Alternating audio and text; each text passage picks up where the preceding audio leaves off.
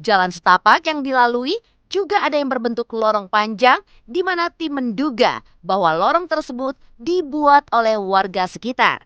Setelah sampai di depan, benteng peninggalan Belanda itu terlihat benteng pertama, di mana terlihat adanya pintu dan jendela yang terbuka dan beberapa anak tangga yang kini tertutup dengan rimbunnya rerumputan.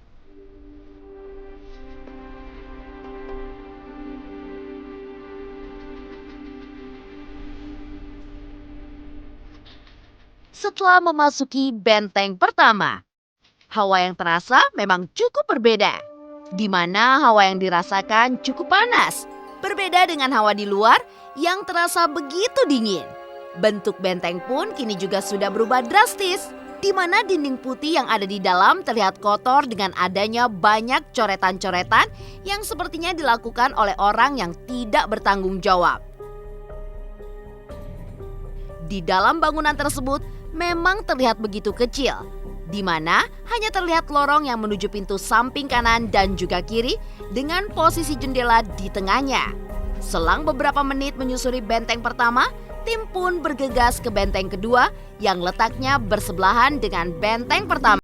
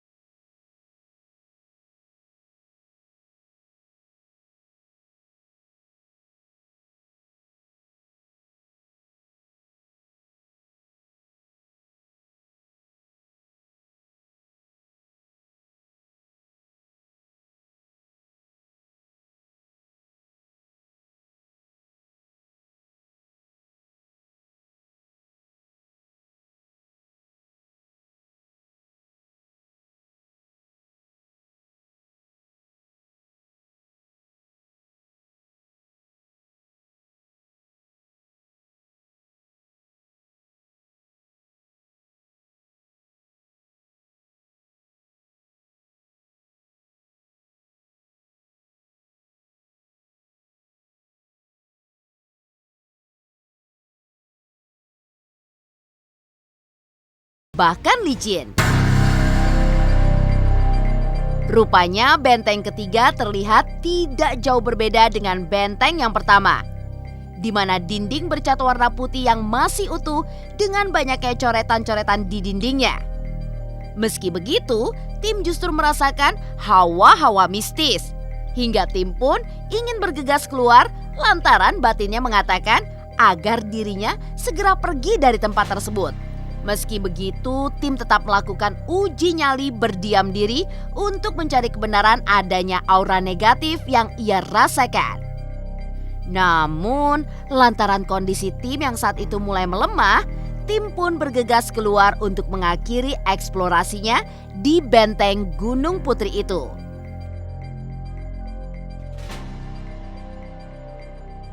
Namun di saat langkahnya yang akan mengakhiri eksplorasi, tim justru melihat seonggok benteng lagi, di mana bangunannya terlihat dari luar begitu hancur bahkan mengerikan. Meski tim yang saat itu merasakan energi negatif yang cukup besar saat melihat benteng tersebut, namun rasa keingintahuan akan apa yang ada di dalam benteng tersebut, tim pun mencoba untuk masuk ke dalam.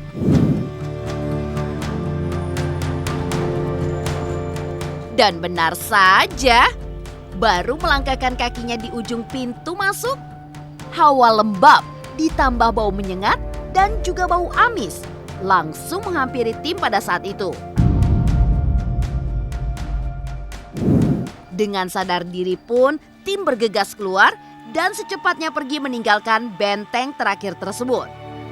Hingga akhirnya disimpulkan bahwa di antara keempat benteng yang berada di Gunung Putri itu, benteng keempatlah yang dirasa paling angker, yang seolah dihuni oleh banyaknya makhluk gaib yang entah seperti apa wujud dari sosoknya itu. Benteng Van den Bosch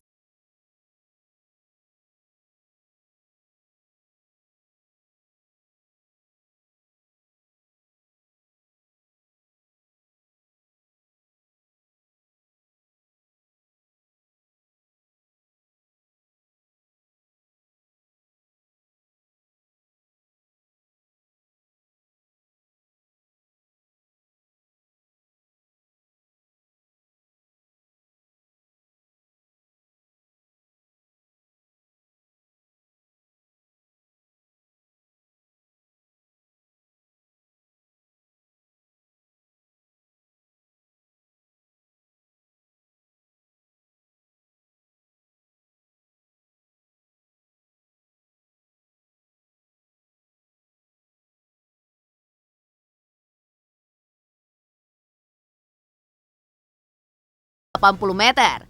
Pada abad 19, konon Ngawi menjadi salah satu pusat perdagangan dan pelayaran di Jawa Timur dan dijadikan salah satu pusat pertahanan Belanda di wilayah Madiun dan sekitarnya dalam Perang Diponegoro di tahun 1825 hingga 1830. Ketika memasuki benteng tersebut, beliau ketika dieksekusi tidak meninggal, hingga tentara Belanda pun akhirnya mengubur beliau dengan hidup-hidup. Namun serasa tak lepas dari sejarah, Benteng Van den Bosch kini disinyalir memiliki sejuta misteri. Bahkan dengan santernya mitos keangkeran, beberapa waktu lalu tempat tersebut juga pernah dijadikan area uji nyali untuk sebuah program acara televisi di tanah air. Namun saat itu banyak sekali peserta yang gagal lantaran tidak kuat menghadapi gangguan-gangguan yang terjadi di benteng pendem. Seperti banyaknya berbagai bentuk sosok-sosok penampakan yang konon sering dilihat oleh para pengunjung benteng. Lantas, sosok seperti apa sajakah itu?